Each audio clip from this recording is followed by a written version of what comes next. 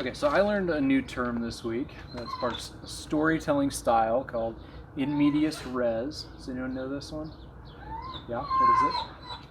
Means you begin the story in the middle. Right in the middle. So think of have you ever seen one of those movies where they just drop you down right in the middle and you just have no idea what's going on, and then it's, you jump back 1 year earlier, and then you spend a good chunk of the movie catching back up, and then it means something, that event, a lot of the time. Oh no, that person's going to die the whole time or something, right?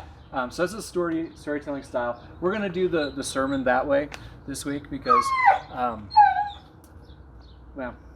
just felt like the main point is pretty easy to get across in this Ephesians 3 chapter. So we're going to start with the big theme. So if that's all you wanted to hear, you can stop listening. You can turn it off if you're watching a recording. But the big theme of this passage has to do with unity. The basic point is, okay, if Christ's work on the cross reconciles us with God, we need to be creating a radical new kind of community. Because if we are reconciled with God, there is no reason we cannot be reconciled with other people, right? So the problem, of course, with that, why I felt like we need to jump in, because hopefully that isn't a surprising conclusion to anyone watching this, right? Christ's work makes it possible for all people to be reconciled in some way, shape, or form. But I was rather haunted, I think, by the things I've thought about the modern church. One quote that I read this week specifically, just kind of I felt like it was hanging over my head all week when we think about the modern church and how well we actually show unity. So this was a quote by N.T. Wright, and he says, "If our churches are still divided in any way along racial, cultural, socioeconomic, or political lines, Paul would say our gospel, our very grasp of the meaning of Jesus' death, is called into question." If our churches are still divided in any way along racial, cultural, socioeconomic, or political lines, obviously, are they? Yes. And so if we are divided in that way, his read on this chapter is Paul says our gospel, our very grasp on the meaning of what Jesus' death did on the cross, is called into question. We don't understand the most basic of the gospel if our churches are divided. So that's what was hanging over my head this week as I look at this passage. So I'm in Ephesians 3, starting in verse 11. "So remember, you were once Gentiles by physical descent, who were called uncircumcised by Jews, who were physically circumcised, and at that time you were without Christ. You were aliens rather than citizens of Israel, and strangers to the covenants of God's promise. In this world you had no hope and no God. But now, thanks to Christ Jesus, you who were once far away have been brought near by the blood of Christ. Christ is our peace. He made both Jews and Gentiles into one group. With his body he broke down the barrier of hatred that divided us. He canceled the detailed rules of the law so that he could create one new person out of two groups, making peace. He reconciled them both as one body to God by the cross, which ended the hostility to God. When he came, he announced the good news of peace to you who were far away from God, to those who are near. We both have access to the Father through Christ by the one Spirit. So now you are no longer strangers and aliens. Rather, you are fellow citizens with God's people, and you belong to God's household. As God's household, you are built on the foundation of the apostles and the prophets, with Jesus Christ himself as the cornerstone. The whole building is joined together in him, and it grows into a temple that is dedicated to the Lord. Christ is building you into a place where God lives through the Spirit. So there's a lot there. But the main issue that this passage is looking at, and one of the big issues in the early church, was what do we do with Gentiles, right? How do we incorporate them into the family of God? And it's not just that the Gentiles and Jewish folks were culturally very different, or even religiously very different going into it. there was downright, he uses the word hostility in this translation, right? The basic understanding of Jews was there are Jewish people, God's family, God's favorites, God's most beloved, and then there's everybody else. There's actually a rabbinic saying at the time that would have done any fundamentalist TV preacher proud, that says, God created the Gentiles because the fires of hell needed fuel. And that's in the air. Like Jesus probably heard that said. It was such a popular saying. That's what the Gentiles were for. Okay, so that's one group. The other group, and he makes a quick reference to this, and he says, there is no God, you were alienated. The actual word is the root of what we use for atheist now. Without God, someone who's totally godless. And that was the accusation that was generally made against the Jews and later the Christians. And the reason for that is they only believed in one God, right? And so what we have to remember is we're pretty used to the idea that people can have individual beliefs and they can believe whatever they want, smart or stupid. It's up to you. It's between you and the powers that be or whatever. That is not the way most of the world thinks today. It's not the way the world thought back then. They believed in a very chaotic world, right? They believed that it was every person's job and duty to kind of appease the local powers that be, the local spirits. Even people, who by Jesus' time didn't believe in like Zeus and Mercury and like those, very poorly behaved, Greek gods and goddesses we had to read about. Like most people didn't probably believe that they were quite that way anymore at that point, but they believed that that was a metaphor for kind of the structures of the universe, right? And whether you're literally sacrificing, this is something we as citizens do. We participate, we sacrifice to these things, or else it screws up the natural world. Natural disasters follow. And so if there's anyone not there, if there's anyone not giving their due to the gods, that's not just a personal choice. That's something that puts all of us at risk. You're not doing your part, right? And so the accusation of you're an atheist is a pretty big accusation. You're dangerous. You're going to get us all into trouble, right? It's treason. It's sedition in a lot of places. And that's what Jews were accused of. It's what Christians are going to be accused of later. And so even as these two groups start to follow Jesus together, there's a lot of an uphill battle culturally with these two crowds. One is used to looking down on the other because we're spiritually superior, we're the favorites. The other's used to seeing the others as kind of these misanthropes that won't play ball. They're bad citizens, right?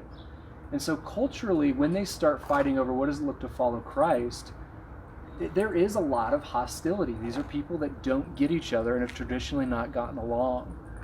These are groups that I think we could make the case are just as far apart and culturally unreconcilable as many groups feel like they are nowadays, whether it's politically, socioeconomic, right?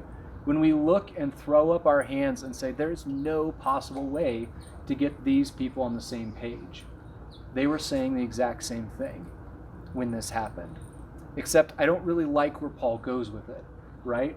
Because he goes in here and he says, yeah, you're far away in this. He's made you into one group because you both had no God.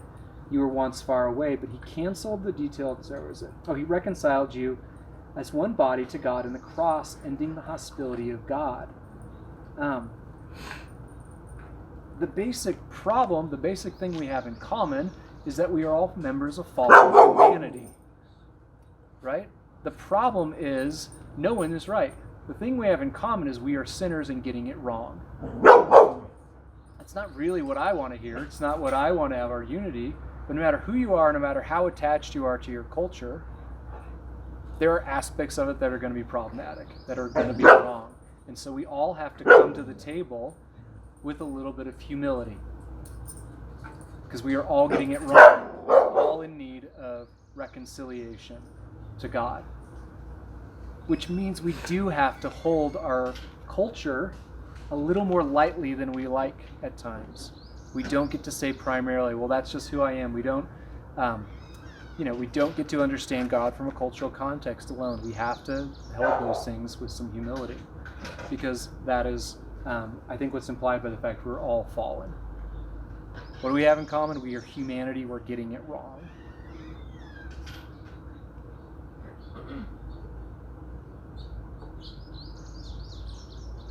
And so then he moves on in this middle section, and I think he brings up kind of an important point for when we have groups fighting, right? He says, no, Christ is our peace. If the one thing we have in common is that we are sinful and we are not connecting with God, Christ ends up being our peace. That's not how I think the world does peace most of the time, right? Most of the time we get peace when someone wins, right? And peace is imposed on someone else. That's the goal, right? Of course, nobody wants to be in a fight eternally. They want to win. Then you get to impose peace on the other on your terms. We see this in politics. We see this in world history. We see this in culture wars. We see this in the church, right? The winner gets to impose peace on their terms. Sometimes we see two groups that just cannot win. And so maybe peace will finally come when everyone just runs out of resources, runs out of steam. It's not actually peace, right? Nothing's been solved. It's just, we just can't keep fighting, right? Sometimes we see one, and I think this is what was going on in the early church with particularly that Jewish attitude, says, okay, fine, we don't get to win, but you still have to be like us, right? You stop being you, you come be like us, and then you get to hang out with God, right? That pattern has haunted the church ever since. You want to get to know God, come and be like us. Or a lot of the time, we're going to make you at least pretend to be like us.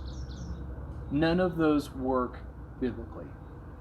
It does not say power is our peace, winning is our peace. It says Christ is our peace. Christ made peace by dying on a cross and being reconciled, by removing a lot of those things that we are so attached to.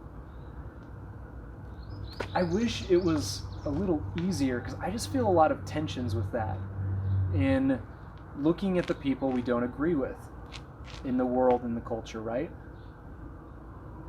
I struggle with just this piece of we are supposed to be something different as Christians. We don't get to play ball the same way. We don't get to win. We don't get to do those things. We don't get to gloat and lord it over someone when we beat them. There's a different way of doing things when you're in the church. We are supposed to be different. But we're also people in context. The Bible seems a lot more comfortable than that than we are at times. Lynn and I had a great discussion about that last week, right? Like, I'm not going to stop being who I am with some biases. You can't just pretend that you grew up somewhere different, thinking the things you did differently, good or bad growing up in economic systems, just because you go into the church. Those are still factors. Again, the Jewish and the Gentile believers were talked to differently. God related to them in different ways. You talk to them differently. You read the letters. You know the audience. They talk differently. They have different familiarity with Scripture, right? Who we are, where we grew up, that doesn't go away, and it's important. And yet that doesn't get to be primary either. It says Christ is our peace. We need to hold those things lightly. I think another tension that I feel is we need to hold everything, including our views of God, a little bit lightly, because they can get really entangled in that cultural stuff. It's okay that I am who I am, and I grew up where I did, and I grew up believing those things. But if I can't hear from a brother or sister things they understand about God that I don't, because I'm so right, we are not being the church. Christ is not being our peace. My understanding, my own interpretation of God and the Bible becomes my peace. But on the other side of that, I have a problem with some of the things people say about God. Brothers and sisters in the church, I have a real problem with the way they describe God to the world, or the way they show God acting. And the tension in the early church, a good chunk of the time, was the teachings, right? Paul really rips some people a new one because he says, the things you are saying about God are dead wrong. How dare you say that publicly, right? So I feel a tension there. I've got a problem with the way a lot of people talk about God. It's not the God I've experienced. It's not who I see and hear. But some of that might just be my personality. Some of that's where I grew up in my interpretation. I need to be willing to be challenged on that and let that stuff go. I don't know. I feel the tension there. I think another big tension is recognizing that we all have strengths and weaknesses. Everyone brings something to the table in the church. I don't care who you are. You bring something to the table. You know things about God that the rest of us need to hear. And you also bring some stupid ideas about God. Let me rephrase that. I bring some stupid ideas about God to the table. It ain't in the Bible. No one ever believes that. And if I were to say them, everyone would just roll their eyes. Like, oh, it's so Colin. It's so dumb, right? Every person has that. And we can fight about those things. Or we can recognize there are certain things we can learn from one another, even people that are radically different or believe differently than we do. And that we have areas we need other people to cover our weaknesses, our cultural blind spots, etc. It's not fun. It's humbling to be told you're dead wrong. But we don't get to win. We don't get to fight over those things that we need to have some humility. All of us get some things right. All of us get some things wrong. Because ultimately, Christ is our peace. Christ is the thing that lets us get along. Not our incredibly intelligent doctrine, not our reading on the Bible, not our cultural relevance, blah, blah, blah, any of the other things we could fight about. We are deeply flawed human beings. We are sinners in need of reconciliation first to God. And then from that place, we're invited into reconciliation with other people. And so kind of the final section of this is, he says, look, when Jesus came, he announced good news. And it is good news in a world that is so divided. Good news of peace to those who are far away from God and to those who are near. We both have access to the Father through Christ and the one Spirit. And he just throws out these metaphors for what the church can be here. You're not strangers and aliens. You're not foreigners, right? You're not people who don't get it. You're welcome. You're citizens. You're part of this family. And he says, you belong to God's household, God's family. You belong here. You're God's household, and you are built on a foundation of the apostles and the prophets with Jesus Christ himself as a cornerstone. Now, we're a temple, apparently. We're all built into something new. And this whole building of who we are and what we are together grows up into a temple dedicated to the Lord. We talked about that a little bit last week as well, remember? God is everywhere and with everyone. But he's more everywhere, some places. Not in a special magical place, in his community. The deeply divided, fighting over the wrong things, group of human beings that make up the church. I was encouraged by this last verse 22, because Christ is building you into a place where God moves through his Spirit. He didn't say he's done. I would question the craftsmanship if this was the final product. But God has never had anything else to work with in the human race, right? He's always had deeply flawed, culturally embedded people, and he's always brought amazing miracles out of that and brought life in spite of what the church is. A place for God himself to be more present, God himself to dwell. Christ is building you into a place where God lives through the Spirit. Again, something that humanly is not possible is possible because Christ is our peace.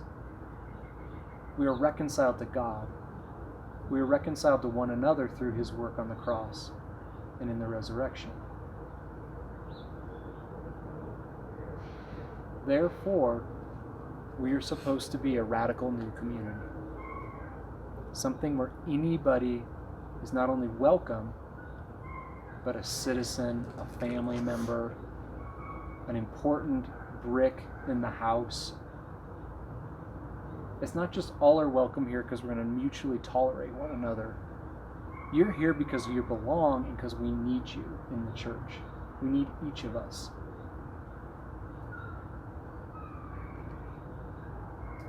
So what are we supposed to do if that's the dream, if that's the message, that's what God is doing in us and we're invited into? With a church that looks real different in the world right now. What is this? What is our calling? What is our responsibility as a little group of people sitting in a backyard? What do we actually do with this?